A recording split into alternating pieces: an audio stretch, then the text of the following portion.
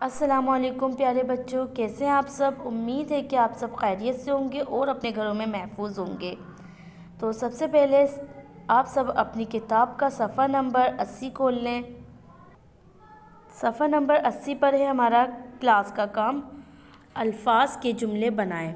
यहाँ हमें दिए गए हैं अल्फाज पौधा, जूता, चिड़िया, मोती, कलम, गुड़िया। अब हमें यहाँ जुमले बनाने इसके। पौधा पौधा पौधा का जुमला क्या है, ये मेरा पौधा है। जूता, वो जूता है। चिड़िया, वो एक चिड़िया है। मोती, ये एक मोती है। कलम, वो एक कलम है। गुड़िया, ये मेरी गुड़िया है। ये तो हो गया हमारा क्लास का काम। उसके बाद है हमारा घर का काम। तो आप अपनी बुक का पेज नंबर 77 ओपन कर लें। पेज नंबर 77 पर है हमारा था का इस्तेमाल, जो हमारा घर का काम है। था का इस्तेमाल और इसकी खुशखती।